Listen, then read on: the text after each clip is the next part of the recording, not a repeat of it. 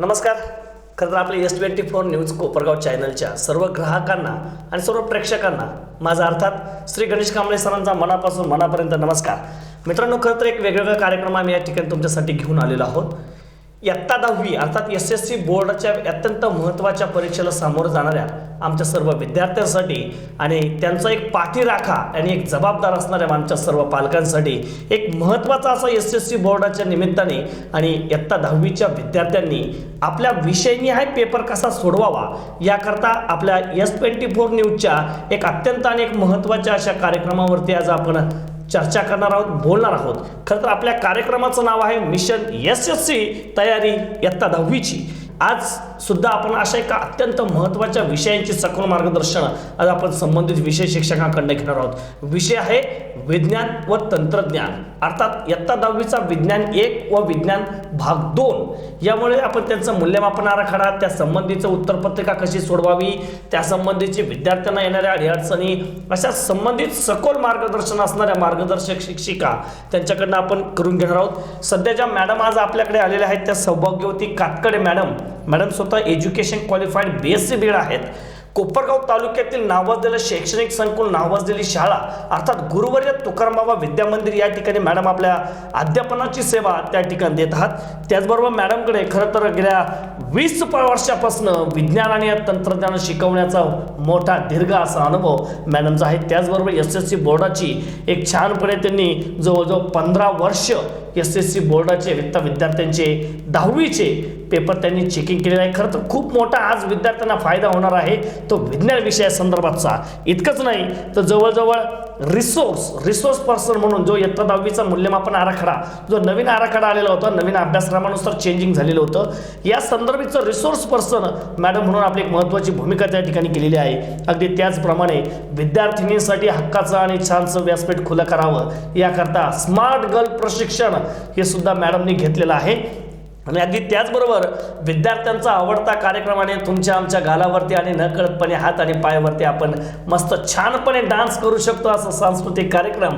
या सांस्कृतिक कार्यक्रमाचा खूप मोठा अनुभव खरं तर मॅडमकडे आहे. आणि त्याचबरोबर वृक्ष सोयरे आमचे मित्र आहेत, या वृक्ष लागवडीचा एक मोठा सहभाग कातकडे मॅडमकडे आहे. त्याचबरोबर मॅडमने खरं तर आत्तापर्यंत निर्मळ पिंपरी आणि शिवाजी विद्यालय कोळपेवाडी या ठिकाणी, या 2 ठिकाणी मॅडमने अत्यंत महत्त्वपूर्ण अशी अध्ययनाची सेवा त्या ठिकाणी केलेली आहे. जवळजवळ विज्ञानाचा 100% निकाल मॅडमच्या कालखंडामध्ये झालेल्या अशा सन्माननीय सौभाग्यवती कातकडे मॅडम यांच्याकडनं आज आपण सखोल मार्गदर्शन इयत्ता 10वीच्या विद्यार्थ्यांसाठी घेत आहोत. विषय आहे आणि खऱ्या अर्थाने सगळ्यात महत्त्वाचा कार्यक्रम आपण या ठिकाणी राबवतो आहोत की मिशन SSC तयारी इयत्ता 10वीची. आपण लागलीच मॅडमशी भेटणार आहोत. मॅडम नमस्कार. नमस्कार सर. खरं तर एका S24 न्यूजच्या माध्यमातून इयत्ता 10वीच्या विद्यार्थ्यांसाठी आणि विद्यार्थ्यांचं नव्हे तर प्रत्येक व्यक्तीच्या जीवनातील अत्यंत महत्त्वाची एक्झाम परीक्षा अर्थात SSC बोर्ड आणि या SSC बोर्डाच्या संदर्भातलं सखोल मार्गदर्शन आज विद्यार्थी आणि पालक सर्वजण आज तुम्हाला ऐकणार आहात. विषय आहे विज्ञान. मॅडम खरं तर सगळ्यात महत्त्वाचं मराठी, इंग्रजी, गणित, विज्ञान या सर्वांच्या विषयाप्रमाणे विज्ञान खरं तर वैज्ञानिक भाषेमध्ये आपण ज्याला म्हणूया एक सगळ्यात महत्त्वाचा जो नवीन अभ्यासक्रम बदलला आहे, नवीन मूल्यमापन आराखडा आला आहे की सगळ्यात महत्त्वाचं मॅडम नवीन मूल्यमापन आराखडा, त्या संदर्भात तुम्ही काय सांगाल?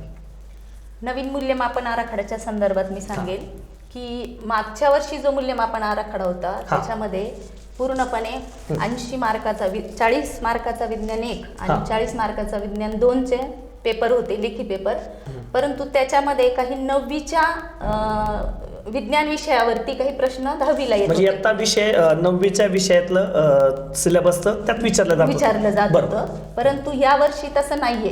पूर्णपणे तुम्हाला 10वीच्या परीक्षेसाठी 10वीच्याच पुस्तकातले प्रश्न विचारले. म्हणजे इयत्ता 10वीच्या विद्यार्थ्यांना पूर्वी 9वीचा अभ्यास करावा लागायचा, आता ती परिस्थिती मात्र थांबलेली आहे.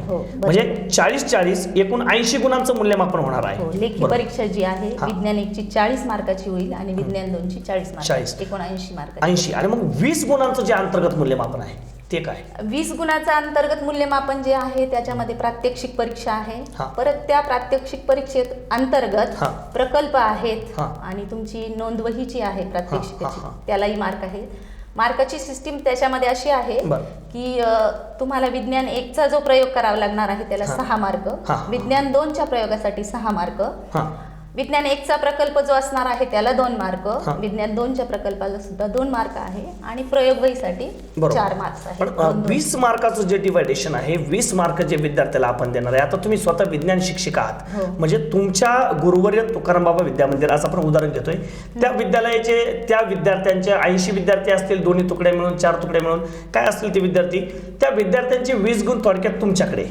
हो. ओके, मग ते 20 गुण तुम्ही त्या प्रॅक्टिकल वगैरे जी एक्सटर्नल इंटरनल अशी एक्झाम त्या ठिकाणी असतात, आहे. हो, बरोबर. आहे. मग ते कसे काय त्यांना दिले जातात, किती दिले जातात, काय अंदाजे? अंतर्गत मूल्यमापन जे आहे SSC बोर्ड करून त्याच्यासाठी बाह्य परीक्षक नेमलेले असतात. Yes, very good. आणि बाह्य परीक्षक जे आहेत पूर्णपणे त्यांचं मूल्यमापन हा. करतात. ते प्रयोग कसे केले जातात स्वतः बघितले जातात. त्यानंतर प्रकल्प वह्या ज्या आहेत त्याच्यामध्ये कोणत्या प्रकारचे प्रकल्प त्यांनी केलेले आहेत का, पूर्ण केलेले आहेत बरोबर. का, शिक्षकांनी तपासलेले आहेत बरोबर. का. नंतर विज्ञान 1चे 10 प्रयोग, विज्ञान 2चे 10 प्रयोग म्हणजे या सर्वांची तपासणी केली जाते. तपासणी केली जाते हा. आणि त्याच्यानुसार गुणदान हे बाह्य बरोबर. परीक्षक करतात. मॅडम, आता अभ्यासक्रम बदलला आहे, नक्कीच प्रश्नपत्रिकेचं स्वरूप पण थोड्या प्रमाणात बदललं असेल, परंतु विज्ञान म्हटलं की विद्यार्थ्यांच्या मनामध्ये नव्हे तर त्यांच्या पालकांच्या मनामध्ये एक छोटासा प्रश्न तयार झालेला असतो. थोडक्यात सेमी पॅटर्नसाठी जास्तीत जास्त हो. Semi English medium. एक वेळेस मराठी मिडियमच्या विद्यार्थ्यांसाठी जेमतेमाचे प्रश्न असतात, काही प्रॉब्लेम सहसा येत नाही. प्रश्न तीच सेमीला असतात, परंतु इंग्लिशमध्ये उत्तर असतात, इंग्लिशमध्ये प्रश्न असतात. बरोबर. मग विशेषतः इयत्ता 10वीच्या विद्यार्थ्यांनी प्रश्नपत्रिका मिळाल्यानंतर काय करायला हवं, एक तुमचा स्वतःचा अनुभव? प्रश्नपत्रिका मुळातच देताना ही अर्धा तास अगोदर दिली जाते. बर, विद्यार्थ्यांनी आल्यानंतर प्रथमतः प्रश्नपत्रिका व्यवस्थित वाचावी. नक्कीच. एकतर पहिले आत्मविश्वासाने सामोरं गेलं पाहिजे बरोबर. की आपल्याला येणार आहे, येत आहे. आणि मग त्यांनी ती प्रश्नपत्रिका वाचून हा. जे काही येत आहे आपल्यासाठी, ज्याचे उत्तर आपल्याला येत आहेत और जे प्रश्न असतात हा. जे येत आहेत तिथे टिक मार्क करून ठेवली पेन्सिलने तरी तुम्हाला थोडंसं चालेल ओके, की आपल्याला हे प्रश्न येत आहेत म्हणून ते आपण अगोदर लिहूया. हा. आणि नंतर मॅडम, प्रश्नपत्रिका- त्याच्यानंतर एक प्रश्न आपल्यापर्यंत आलेला होता विज्ञान विषयाचा. विद्यार्थी आहे, कोपरगाव तालुक्यातलेच नावाजले शैक्षणिक संकुल आहे, त्या विद्यार्थ्याचा असा प्रश्न आलेला होता की जो सिक्वेन्स ठरलेला आहे 1 ते 6 किंवा 1 ते 7 प्रश्न तुमच्या प्रश्नपत्रिकेमध्ये, मग त्याला जर अवघड वाटत असेल एखादा प्रश्न, त्याने जर 5वा प्रश्न पहिला सुरू केला तर याचा उत्तरपत्रिकेवर काही इफेक्ट पडतो का? तसा काही परिणाम होत नाही. ज्याला त्याला वाटलं समजा मला 4था प्रश्न सोपा वाटतोय, 3रा प्रश्न सोपा वाटतोय, तर तो अगोदर लिहिला तरी चालेल. बरोबर. परंतु लिहिताना तो प्रश्न नवीन पानावर नवीन प्रश्न त्यांनी सुरुवात करा. कुठलाही प्रश्न सुरुवातीला घेऊ शकता, फक्त नवीन प्रश्न नवीन पेज. पानावर. त्यानंतर मॅडम, सगळ्यात महत्त्वाचा एक प्रश्न असा की विज्ञान आणि तंत्रज्ञान हे दोन्ही जे विषय थोडक्यात आहे, भाग 1 आणि भाग 2. तुमच्या पुस्तकाचं नाव विज्ञान व तंत्रज्ञान आहे, परंतु भाग 1 आणि भाग 2 तुम्हाला विज्ञानासाठी आहे. तर अशी काही प्रश्न त्याच्यात आहे का विद्यार्थ्याला पैकीच्या पैकी पडू शकतात? हो. पहिला प्रश्न जो आहे हा. वस्तुनिष्ठ प्रश्न, बरं, तर त्याच्यामध्ये त्या विद्यार्थ्याला विज्ञान 1 आणि विज्ञान 2 मध्ये पैकीच्या पैकी मार्क्स त्या ठिकाणी मिळू शकतात. नक्कीच. विज्ञान 1चा आणि विज्ञान 2चा पहिला प्रश्न जो आहे अ हा. आणि ब, पहिला जो प्रश्न आहे अ गटामध्ये बहुपर्यायी प्रश्न तो त्या ठिकाणी आहे. हा. आणि हा जो बहुपर्यायी प्रश्न आहे हा पैकीच्या पैकी 5 पैकी 5 गुण त्या ठिकाणी त्या विद्यार्थ्याला मिळू शकतात. मिळतात. बहुपर्यायी प्रश्न म्हणजे पर्याय पण त्या ठिकाणी आहे, हा. तुम्हाला निवडून त्या ठिकाणी लिहायचं आहे. म्हणजे योग्य पर्याय निवडायचा आणि तो लिहायचं लिहायचा. आहे. बरं. त्या ठिकाणी लिहिताना एक महत्वाची काळजी विद्यार्थ्यांनी घ्यायची Yes. नवीन मूल्यमापनामध्ये, ती त्या ठिकाणी उत्तर लिहायचं नाहीये, उत्तराचा आकडा त्या ठिकाणी लिहायचा आहे. समजा असं. पहिला हा. आकडा त्याचं अ उत्तर आहे तर ते त्या ठिकाणी लिहायचं आहे. फक्त ते अ वगैरे काय बी. अ ब कड जे उत्तर असेल ते लिहायचं. हे चालू वर्षीचं बदललेलं त्या ठिकाणी ओके, नवीन आलेलं म्हणजे आहे. सगळ्यात महत्वाचं विद्यार्थ्यांसाठी हे खूप महत्वाची ट्रिक्स आहे. मुलं इथं चूक करतात. Yes, yes. नेहमीच्या प्रमाणे मुलं उत्तर लिहून टाकतात, आकडा लिहित नाही. हा मॅडम, माझा प्रश्न आता पुढचा हाच आहे तुमच्या उत्तराला मिळून की तुम्ही आता बोर्डाचे पेपर चेक करता, गेल्या खूप 10 ते 15 वर्षाचा अनुभव, 15 वर्षाचा मॅडम तुम्हाला खूप मोठा अनुभव आहे आणि 15 वर्षाच्या कालखंडामध्ये मी तर म्हणतो खूप मोठी मूल्यमापन बदलत चाललंय. भरपूर. म्हणजे आणि आता पण बदलत चाललंय, तुमच्या शाळेमध्ये पण सराव पेपर होत आहे. मग एक गोष्ट लक्षात येत असेल ना मॅडम की मुलं वारंवार चुकतात. हो. कुठं चुका करतात? मुलं चुका करताना महत्वाचं म्हणजे गाळलेल्या जागा लिहिताना चुकतात. बरोबर. एकदा लिहिली की खोडतात, परत लिहितात. Yes. किंवा एकाच वेळेचं उत्तर 3-4 वेळेस लिहितात क्रमाने. म्हणजे खाडाखोड ही आदर्श उत्तरपत्रिका होत नाही. नाही, खाडाखोड बरोबर. करतात. खाडाखोड करायची नाही. हा. दुसरं असं की प्रश्न तुम्ही म्हटले कोणता क्रम लावायचा, बरोबर. तुम्ही क्रम कोणताही घ्या, हा. पण ते काय करतात, पहिल्या प्रश्नाचा अ आकडा लिहिला की लगेच बरोबर. दुसरा प्रश्न ब तिथंच सुरू करतात. हा हा हा. म्हणजे एकत्रित त्यांनी करू नये असं बरोबर, चूक त्यांनी बरोबर. पेपर लिहिताना त्या Yes, ठिकाणी yes, ती yes. चूक त्यांनी करू नये. हां आणि तुम्ही एक प्रश्न घेतला ना तो प्रश्न पूर्ण सोडवावा असं बरोबर. मला वाटतं. आता एका प्रश्नपत्रिकेच्या संदर्भात आपण बोलू का तुमची दोन्ही प्रश्नपत्रिका 40 हो, गुणांची आहे. 40 गुणांची. मग एक भाग एक जो 40 गुणांचा आहे साधारणपणे ऑब्जेक्टिव्ह मॅडम किती मार्काचे असतील? ऑब्जेक्टिव्ह जे आहेत ते 10 मार्काचे प्रश्न आहेत. पहिला प्रश्न पूर्ण ऑब्जेक्टिव्ह आहे. पैकीच्या पैकी पण पैकीच्या पैकी मार्क. विज्ञान 1 ला पण 10 मार्क बरं. आणि विज्ञान 2 ला पण 10 मार्क म्हणजे 20 मार्क जे आहे ते पूर्णपणे ऑब्जेक्टिव्ह क्वेश्चन आहेत. म्हणजे 40 पैकी 14ला पास हो आणि 10 उरलेले तुमच्याकडनं 8, 9, 10 ओके. हे सर्व मार्क त्या ठिकाणी येतील. मग 40 पैकी 14ला पास, 10 मार्काचं ऑब्जेक्टिव्ह म्हणजे विज्ञानामध्ये नापासाची आता शक्यता राहिलीच नाही. उलट मार्कांचं ॲव्हरेज मात्र आता वाढणार. विज्ञान घेणार बेस्ट 5 मध्ये विज्ञान गणला जाणार 100% गणला जाणार. 100% म्हणजे विज्ञान विषय आणि विद्यार्थ्यांसाठी पालकांसाठी खूप महत्वाची बातमी. बरोबर. सर सगळ्यात महत्वाचं मॅडम एक गोष्ट या ठिकाणी जाणवली जाते की मुलांनी आदर्श उत्तरपत्रिका विज्ञानाची कशी लिहावी. आदर्श विज्ञान पत्रिका जर त्या ठिकाणी लिहायचं म्हटलं ना की आपल्याला विज्ञान विषय म्हणजे मुद्देसूद लिहिला पाहिजे पहिली बरोबर. गोष्ट. हां दुसरी गोष्ट प्रत्येक प्रश्न हा नवीन पानावरच सोडवला पाहिजे. बरोबर नक्कीच. उत्तर लिहिताना तुम्ही 1, 2, 3, 4 असे हा. आकडे टाकून मुद्देसूद त्या ठिकाणी उत्तर लिहिलं लिहिलं पाहिजे. पाहिजे. भारंभार लिहिता कामा काहीच गरज नाही विज्ञानसाठी. तुम्ही किती उत्तर लिहिलं किती मोठं लिहिलं याला महत्व नाहीये. किती मुद्देसूद लिहिलं याला जास्त महत्व आहे. मॅडम मराठीमध्ये कृतीपत्रिका आहे, हिंदी संस्कृत इंग्रजीमध्ये कृतीपत्रिका आहे. समाजशास्त्रालाही नाही म्हटलं तर कृतीपत्रिकेची जोड त्यांच्या वेगवेगळ्या चुकीची जोडील्या संकल्पना चित्र स्पष्ट करत त्यात आली. तुमच्या विज्ञानामध्ये या जोडीला जोड काय आली? कृतीपत्रिका आमच्याही विज्ञान विषयामध्ये आहे. बरोबर. तर त्या ठिकाणी ओग तक्ते हा. किंवा तुम्हाला आकृती दिली असेल हो. चुकीची आकृती हो. ती दुरुस्त करून लिहा. बरोबर. आकृती दिली असेल त्याला नावे द्या. हा. या पद्धतीने कृतीपत्रिका किंवा इथून मागे असं विचारलं जायचं की विस्थापन अभिक्रिया लिहा. हा हा ती कशी असते काय. आता तसं न देता 2 पदार्थ एकत्रित केले बरोबर. त्याच्यापासून नवीन तिसरा पदार्थ तयार झाला Yes, yes, yes. तर ही रासायनिक अभिक्रिया कोणती हा हा हा. असं ओळखायला त्या ठिकाणी. आणि विज्ञान भूमितीमध्ये साधारणपणे प्रमेय असतात, प्रमेय सोडवा. तसं आपल्याकडे विज्ञान म्हणल्यानंतर प्रयोगासंदर्भात आपण बोलतो. प्रायोगिक तत्वावरती प्रायोगिक आणि निरीक्षण पद्धती या 2 पद्धतीचा अवलंब आपण वैज्ञानिक दृष्टिकोनातून विज्ञानामध्ये करतो. आपल्याला विज्ञानामध्ये प्रयोग वगैरे असा काही असतोय का? सध्याची जी नवीन मूल्यमापन पद्धती आहे त्याच्यामध्ये पूर्णपणे प्रयोग लिहायला नाहीये. परंतु जी काही प्रश्नपत्रिका आहे मी तर म्हणेल निम्मी हा. प्रश्नपत्रिका त्या प्रयोगावरच आधारित आहे हा. असं म्हणता येईल. कारण की ज्या ठिकाणी ज्यावेळेस आपण तो प्रयोग करणार आहात कृतीयुक्त अध्यापन वर्गामध्ये आपण करणार आहोत तर त्या कृतीयुक्त अध्यापन केल्यानंतर विद्यार्थ्यांच्या जे काही लक्षात राहील हा. ते कायमस्वरूपी लक्षात त्या ठिकाणी हा. राहतं आणि त्याला ते बरोबर आठवतं. उदाहरणार्थ सांगितलं कॉपर सल्फेटचा आपण प्रयोग घेतलेला आहे. बरोबर. कॉपर सल्फेटचा रंग कोणता हा विद्यार्थ्यांनी पाहिल्यानंतर त्याला परीक्षेत केव्हाही विचारा तरी तो लिहू शकतो. बरोबर. मॅडम थोडंसं विज्ञान विषय आणि SSC बोर्डाकडून जरा थोडंसं तुमच्या कर्तृत्वावरती येतोय, मुद्दामच जरा येतोय. कारण तुम्हाला प्रेक्षक वर्ग बघताय, विद्यार्थी ऐकताय आणि न कळतपणे आत्ताच कोणीतरी आपला कार्यक्रम अचानक येऊन बसला असेल त्याच्यामुळे मॅडम कोण काय कोण लक्षात आलं नसेल. तुम्ही गुरुवार तुकाराम बाबा विद्यालय या ठिकाणी कातकडे मॅडम म्हणून आपल्या या ठिकाणी काम करताय. मॅडम स्मार्ट गर्ल म्हणून ज्यावेळेस तुम्ही तुमच्या मुलींसाठी कर्तृत्व आणि एक हक्काचं व्यासपीठ तयार केलं. सगळ्यात महत्त्वाचं आज शिवजयंती आहे आणि या शिवजयंतीच्या हक्काचं व्यासपीठ महाराजांनी तयार करून दिलं. न कळतपणे आज तुमची वाटचालही पावनखिंड लढ्यांच्या बाजीप्रभू देशपांडे न कळतपणे राजमाता आऊसाहेबांच्या रूपाने आज मलाही आठवण झाली आहे. पण स्मार्ट गर्ल नेमकी काय कन्सेप्ट आहे? विद्यार्थिन्यांवर किंवा लेडीज म्हणता येईल आपल्याला जे काही अत्याचार होत आहेत यस. त्या अत्याचाराला विद्यार्थी कसा प्रतिबंध करू शकतील हो हो हो. याच्यावरती जे काही प्रशिक्षण आहे ते हा. स्मार्ट गर्ल मध्ये अंतर्भूत आहे. असं असं 3 दिवसाचा प्रोग्राम त्या ठिकाणी असतो. हा. विद्यार्थिनी पालक यांना हा. बोलून आम्ही ते प्रशिक्षण घेत असतो. बरोबर. की एखादा प्रसंग आपल्यावर ओढवला तर आपण काय करायचं बरोबर. याची पूर्णपणे तयारी विद्यार्थिनींची करू. म्हणजे तुम्ही विज्ञान विषयाबरोबरच खरं तर विज्ञानाची ढाल तुमच्याकडे आहे. त्या ढालीला ढाल स्मार्ट गर्लची खूप मोठी तलवार जोड आहे. तुमच्याकडे जोड आहे. म्हणजे नकळत कळतपणे गुरुवार तुकाराम बाबा विद्याविद्यामध्ये तुम्ही विज्ञानाच्या माध्यमातून एक अखंड स्वराज्यच निर्माण केलं असं म्हणायला काही हरकत नाही आहे. मॅडम स्मार्ट गर्लच्या माध्यमातून तुम्ही काम करतात, 15 वर्षाचा अनुभव तुमच्याकडे आहे, विज्ञान विषय आहे. हे सगळं तुम्ही करत असताना विद्यार्थी, विज्ञान विषय आणि तुम्ही ह्या सगळ्या गोष्टीमध्ये तुम्ही कसं काय हँडल करतात?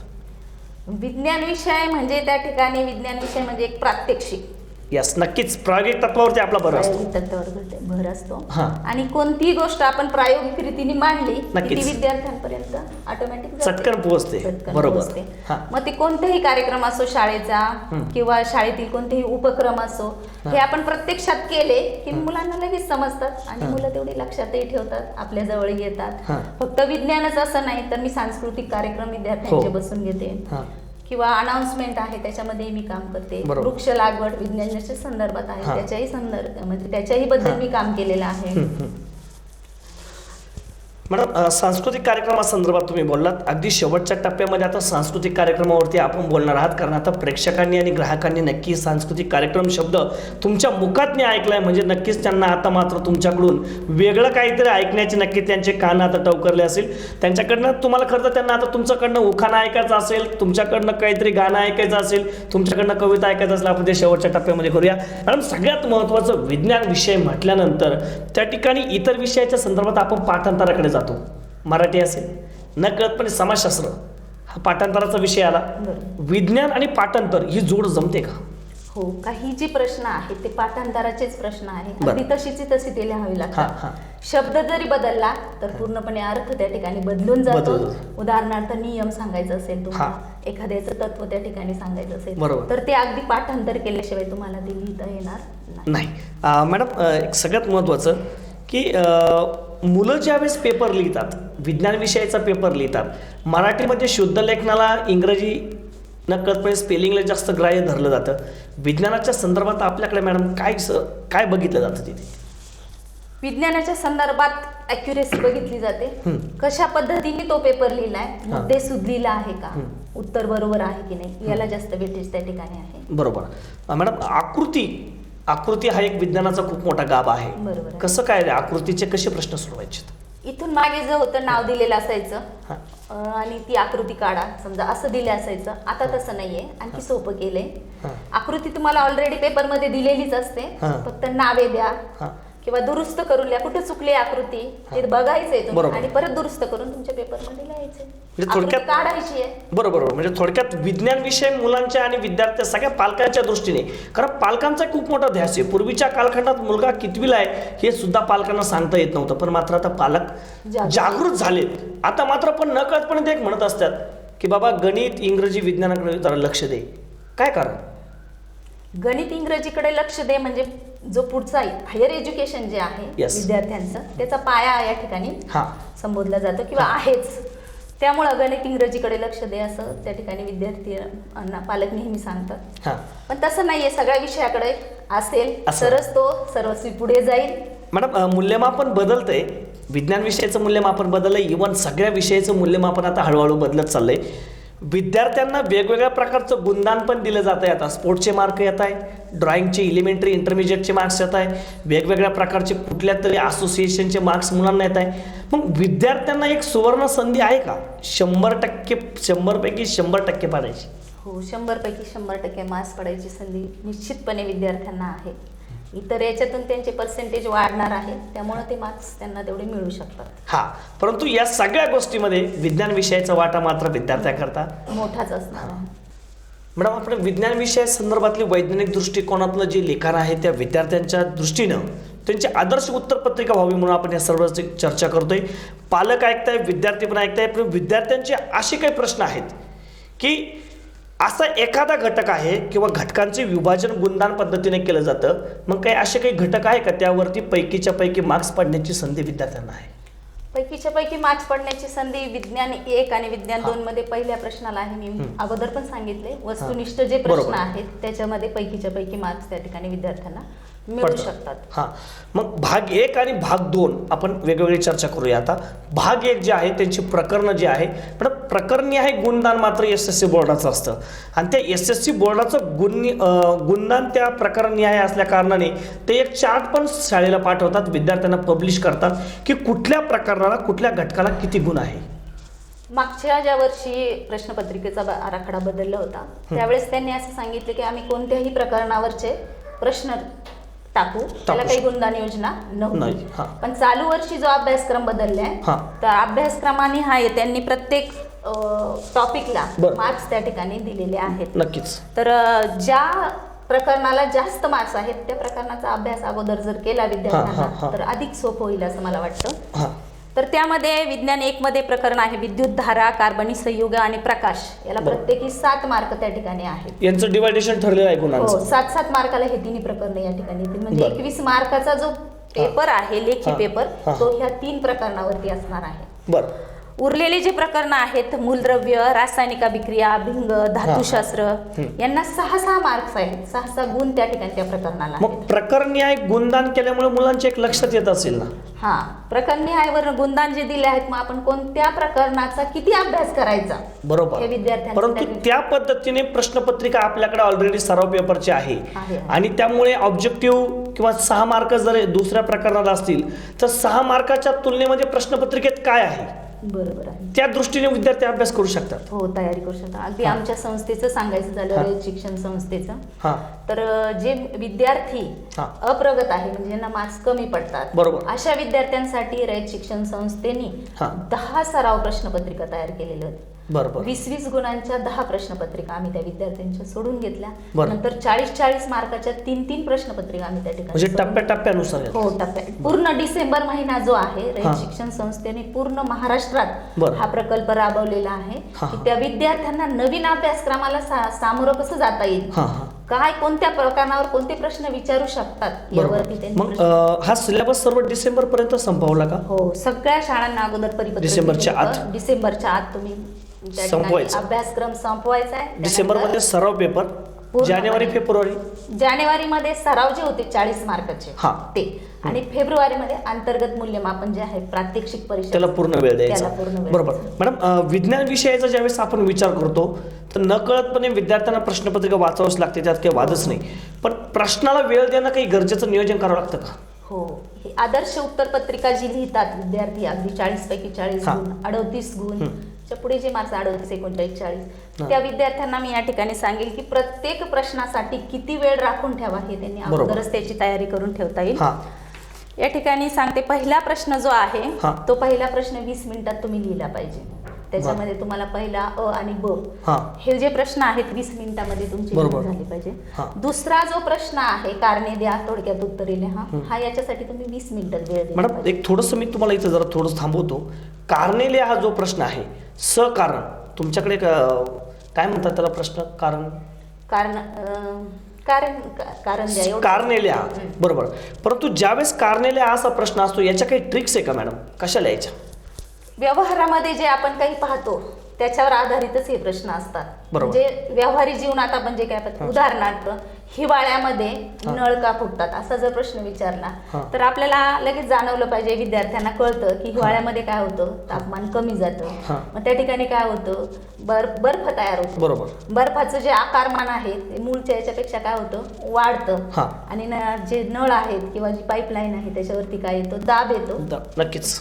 म्हणजे व्यवहारातले जे आहेत त्याच्याशी सांगड त्या ठिकाणी घातलेली असते. आता मॅडम तुम्ही आम्हाला खूप छानपणे त्याचं उत्तर वगैरे प्रश्न सांगितला, पण जर प्रश्न असाच येतो आहे तर त्याची लिहिण्याची सुरुवात कशी करायची? उदाहरणार्थ असे काही ठिकाणी आमच्याकडे विद्यार्थ्यांचे प्रश्न येतात की कारनेला हा प्रश्न कसा कसा लिहायचं, म्हणजे त्याची आदर्श कसं म्हणून काय लिहायचं, की उदाहरणार्थ बकर हा ऐतिहासिक साहित्यातील महत्त्वाचा प्रकार आहे, इतिहासातला प्रश्न आहे. तर त्या ठिकाणी कधी गायडन्स केलं जातं की तो जसंच्या तसं कारण लिहायचं आणि खाली कारण म्हणून आकडे 1, 2, 3 टाकायचे आणि शेवट म्हणून बकर हा ऐतिहासिक साहित्यातील महत्त्वाचा प्रकार आहे.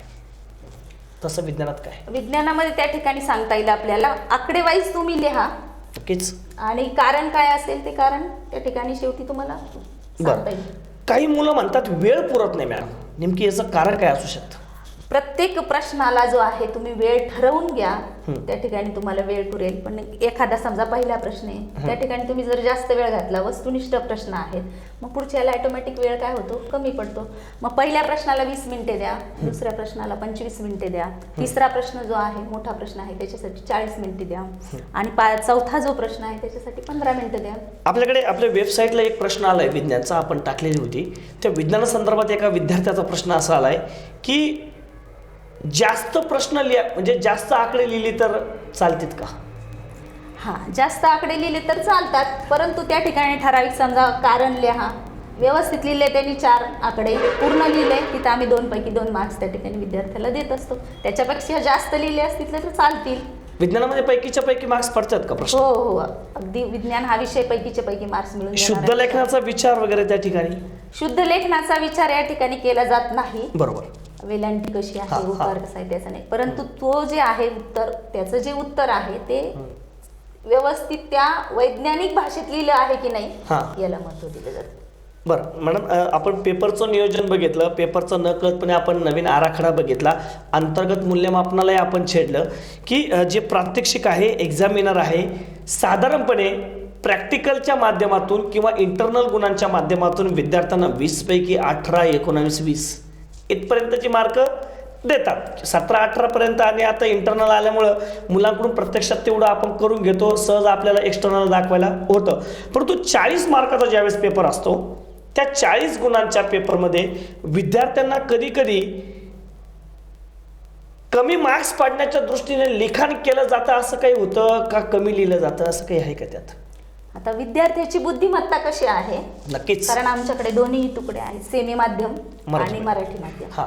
सेमी माध्यमाची जी मुलं आहे अर्थातच बुद्धिमत्ता जास्त हा, हुशार ते विद्यार्थी पेपर लिहिणारच. हा. परंतु जे मुलं अप्रगत म्हणता येईल आपल्याला, हा. बुद्धिमत्ता कमी म्हणूया हा. किंवा अभ्यास ज्यांचा कमी झाला आहे, हा. 4था आणि 5व्या क्रमांकाचा प्रश्न जो आहे ते विद्यार्थी सोडवत नाहीत. बरं, का मोठा नाही? प्रश्न. काय नेमकी प्रश्न अवघड स्वरूपाचा असतो? थोडासा अवघड त्या ठिकाणी विचारलेला असतो, जास्त नाही पण थोडासा अवघड प्रश्न असतो. म्हणजे 4थ्या क्रमांकाचा जो प्रश्न आहे बरं, तो त्या ठिकाणी समजा मूलद्रव्याचं वर्गीकरण असेल, ते दिलेलं असतं, मूलद्रव्य दिले असतात, गण आवर्तन दिले असतं, त्याच्यावर आधारित प्रश्न त्याची विचारले. काठीण्य पातळी अवघड असते. हो, काठीण्य पातळीचा प्रश्न एखादा बरोबर. त्या ठिकाणी विचारलेला असतो, त्यामुळे विद्यार्थी ते सोडवतात. मॅडम, जे नियोजन तुम्ही मला सांगितलं की कुठल्या गुणाला कुठला मिनिटं दिली पाहिजे, त्या प्रश्नाला किती गुण आहे, मग हे पाठानुसार जे गुणदान केलंय ते योग्य आहे का?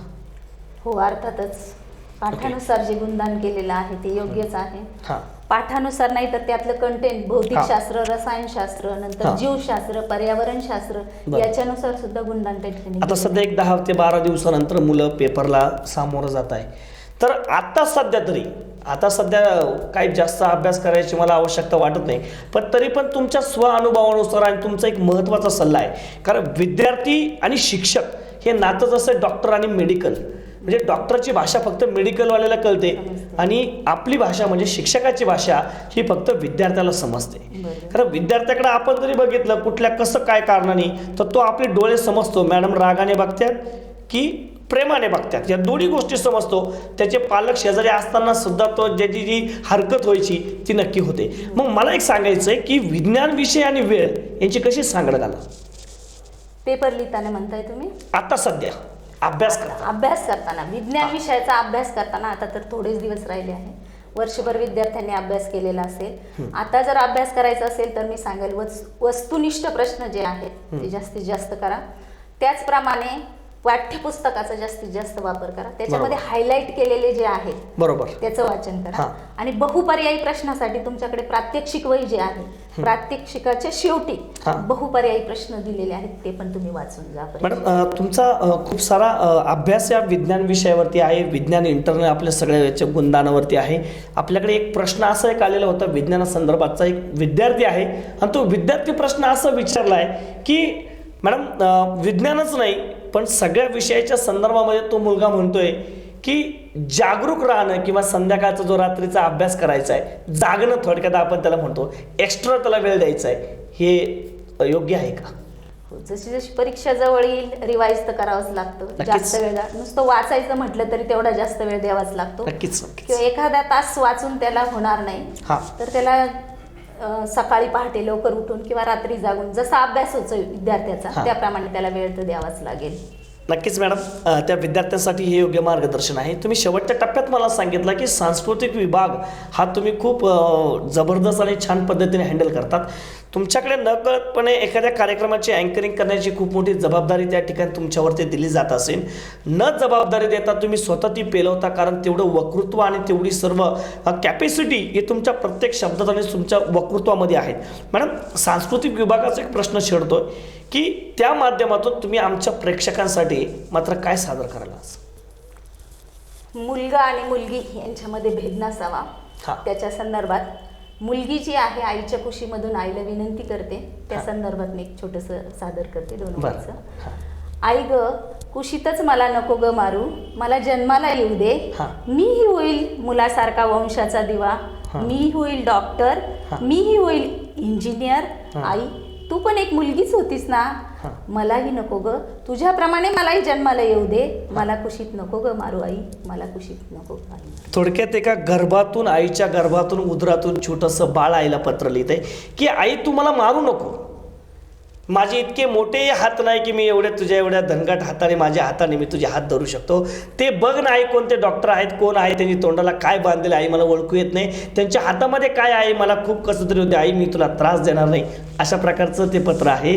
नक्कीच मी ताई बोलते अशा स्वरूपाचं तुमचं स्त्रीभ्रूण हत्येवरती असणारं हे सामाजिक प्रबोधन हे आमच्या नक्कीच प्रेक्षकांसाठी आणि इयत्ता 10वीच्या विद्यार्थ्यांच्या दृष्टिकोनातून वैज्ञानिक दृष्टिकोन हा ठिकाणी आहे. मॅडम अजून एक प्रश्न या ठिकाणी करतो की आता मात्र आम्हाला एक उखाणा ऐकायचा आहे की ज्या कर्तृत्वावरती, ज्या दातृत्वावरती तुम्ही फुलतात, ज्या कर्तृत्वावरती तुम्ही बोलतात आणि ज्या कर्तृत्वावरती तुम्ही आज समाज प्रबोधनासारखा शिक्षकी पेशा आज ध्यान साधनेच्या माध्यमातून नव्हे, एक पवित्र अध्यापन पद्धती तुम्ही आज विद्यार्थ्यांना एक समाज जागृती करण्याच्या माध्यमातून लढतात. नक्कीच ज्या सरांच्या नक्कीच पाठिंबा तुमच्यावरती आहे, जर थोडंसं त्यांचं पण गुणगान होऊ द्या ना.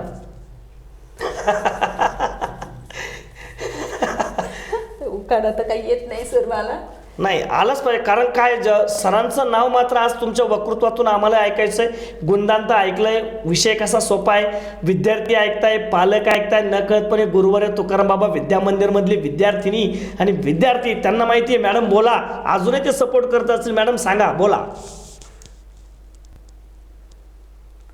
उखाणा तर एकच येतोय मला नेहमीप्रमाणे. बोला ना, आम्ही एकदाच ऐकतोय. महादेवाच्या पिंडीला बेल वाहते वाकून, हां. सुरेश रावांचं नाव घेते, तुमच्या सर्वांचं मान राखून. आमचाही मान राखून तुम्ही सरांचं नाव घेतलं, खूप खूप धन्यवाद. आणि सगळ्यात महत्त्वाचं विज्ञान विषयाच्या दृष्टिकोनातून विद्यार्थ्यांसाठी जे मार्गदर्शन केलं मॅडम, हे खूप नक्कीच विद्यार्थ्यांसाठी आणि पालकांच्या दृष्टिकोनातून खूप महत्त्वाचं आहे. पालकांकडे वळतो, शब्दाला शब्द जोडून घेतो. आता मात्र विद्यार्थ्यांसाठी सगळ्या गोष्टी तुम्ही सांगितल्या. आता विज्ञान दृष्टिकोनातून नव्हे तर SSC बोर्डाच्या दृष्टिकोनातून तुम्ही पालकांना मात्र काय सांगाल? पालकांना मी एकच सांगेल की सर्व जे मुलं आहेत ते काही सारखे नसतात. बरोबर. प्रत्येकाची बुद्धिमत्ता ही वेगळी असते. नक्कीच. प्रत्येक विद्यार्थ्याला काय आवडतंय हा, हा. हे तुम्ही बघा. हा. तुमचं जे काही मत आहे ते त्याच्यावरती लादू नका. बरोबर. एखाद्या विद्यार्थ्याला मराठी आवडेल, कला विषय त्या ठिकाणी त्याची आवडेल, आवड आहे, इंग्रजी आवडेल, एखाद्याला विज्ञान आवडेल, त्याची आवड ज्या विषयात आहे हा. त्यानुसार त्याला अभ्यास करू द्या. बरोबर. नक्कीच. की आपल्याला वाटतं आपला मुलगा डॉक्टरच झाला पाहिजे, आपला मुलगा इंजिनियरच झाला पाहिजे आणि त्याने इतकाच अभ्यास केला पाहिजे, इतकेच मार्क पडले पाहिजे, हे त्याच्यावरती बर्डन तुम्ही आणू नका. हा. त्याच्या पद्धतीने त्याला जात, हा तुम्ही त्याला गायडन्स करा, बरोबर. मात्र त्याच्यावरती दबाव तुम्ही काही आणू नका. हेच मी पालकांना या ठिकाणी म्हणजे सांगेन. पालकांनी विद्यार्थ्यांना परीक्षेच्या कालखंडात जास्त ताणतणाव दिला नाही पाहिजे, कारण पेपरचा अभ्यास आणि तो विषयाचा अभ्यास त्याला स्वतःला गण आहे. आता मॅडम अगदी शेवटचा प्रश्न विचारतो. SSC बोर्ड अत्यंत महत्त्वाचे पेपर विद्यार्थ्यांच्या जीवनातील आहे. विद्यार्थी खरं 3 मार्चपासून पेपरला सामोरं जात आहे. एक विज्ञान शिक्षिका नव्हे तर एक पालक म्हणून पण, आणि तुम्ही गुरुवर्य स्थानी आहात, तुम्ही काय आशीर्वाद पर शुभेच्छा द्याल? विद्यार्थ्यांना मी SSC परीक्षेसाठी प्रथमतः शुभेच्छा देते. हां. दुसरं महत्वाचं की विद्यार्थ्यांनी आत्मविश्वासाने सामोरं गेलं पाहिजे. हां. एवढा वर्षभर मी अभ्यास केलाय आणि मला पेपर लिहिताच येणार आहे, हा भाव त्याने मनात ठेवून परीक्षेला सामोरं जायचंय. कोणतीही भीती मनात ठेवायची नाही. SSC बोर्डाच्या अत्यंत महत्त्वाच्या जीवनातील एका महत्त्वाच्या परीक्षेला विद्यार्थी आणि त्यांचे जबाबदार पालक खरं तर सामोरं जाते. पालकांची खूप मोठी जबाबदारी या निमित्ताने आहे आणि विज्ञान विषयावरती एक अत्यंत सखोल असं मार्गदर्शन तज्ज्ञ असे सन्माननीय सौभाग्यवती कातकडे मॅडम, जे गुरुवर्य तुकाराम बाबा विद्या मंदिर कुंभारी, तालुका कोपरगाव, जिल्हा अहमदनगर या ठिकाणी विज्ञान शिक्षिका म्हणून आपली एक महत्त्वपूर्ण जबाबदारी करताय. त्याचबरोबर मुलींसाठी सगळ्यात महत्त्वाचं हक्काचं व्यासपीठ स्मार्ट गर्ल म्हणून त्यांनी तयार केले की माझी स्त्री शिकली पाहिजे, माझ्या स्त्रीला कुठल्या प्रकारची कमतरता आणि कमीपणा भासला नाही पाहिजे, माझी स्त्री ज्या ठिकाणी उभी राहील त्या ठिकाणी ती कर्तृत्व, दातृत्व आणि मातृत्व या तिन्ही गुणांचा संगम साधून आणेल, असं खरं तर मॅडमचं खूप मोठं व्यासपीठ आहे. मॅडमनी सखोल असं मार्गदर्शन आपल्या सर्वांना या ठिकाणी केलंय. अगदी प्रश्नपत्रिकेच्या पहिल्या प्रश्नापासून शेवटच्या प्रश्नापर्यंत अगदी शुभेच्छा रूपी आशीर्वाद म्हणजे सर्व विद्यार्थ्यांना दिलाय. त्याचबरोबर तुम्ही सर्वजण पालक जे कार्यक्रम आमचा बघताय, पालकांना सुद्धा न कळतपणे थोडासा चिमटा मात्र मॅडमने घेतलाय एक विद्यार्थ्याची एक शिक्षिका म्हणून, की कृपा करून आमच्या विद्यार्थ्यांना कुठल्या प्रकारचा ताणतणाव देऊ नका अशी एक छोटीशी विनंती केली. त्याचबरोबर एक छोटंसं बाळ मात्र आईच्या गर्भातून एक छोटंसं पत्र लिहिते की आई मला मारू नकोस. अर्थात स्त्री भ्रूण हत्येचा विषय सुद्धा मॅडमने नकळतपणे छेडलाय. मॅडमने एक सांस्कृतिक विभागाच्या दृष्टिकोनातून अत्यंत महत्त्वाच्या अशा निवेदिका आहेत. छान पद्धतीने ते वेगवेगळ्या विषयावरती बोलतात. तुमची सर्वांची मनात इच्छा असेल की मॅडमनी पुन्हा एकदा स्त्री भ्रूण हत्येवरती याच चॅनलला सखोल असं मार्गदर्शन करावं. नक्कीच अशा SSC बोर्डाच्या मार्गदर्शनपर व्याख्यानानंतर आणि पुढील अशा कार्यक्रमानंतर पुढे अशा वेगवेगळ्या प्रकारच्या कार्यक्रमासंदर्भात आपण भेटणार आहोत. त्या मॅडमच्याही रूपाने पुन्हा एकदा याच ठिकाणी थांबतो. SSC बोर्डाचा जो कार्यक्रम आपला चालू आहे, खास करून इयत्ता 10वीच्या विद्यार्थ्यांसाठी मिशन SSC तयारी इयत्ता 10वीची, अगदी आपण पुढील विषयासंदर्भात आपण नंतर भेटणार आहोत. मी याच ठिकाणी थांबतो. सौभाग्यवती कातकडे मॅडम, गुरुवर्य तुकाराम बाबा विद्या मंदिर, रयत शिक्षण संस्थेच्या वटवृक्षाखाली ते गुरुवर्य तुकाराम बाबा विद्या मंदिर फुलतं आहे. अशा ठिकाणी मॅडम विद्यार्थ्यांना एक आत्मदानाचा नव्हे तर एक महत्त्वाचा पवित्र दानाचा शिक्षणाच्या माध्यमातून एक गुरुकिल्ली त्या ठिकाणी मॅडम देत आहात. विद्यार्थी फुलत आहात, विद्यार्थी बघताय, पालक बघताय. मी याच ठिकाणी थांबतो. मॅडमला धन्यवाद. मॅडम.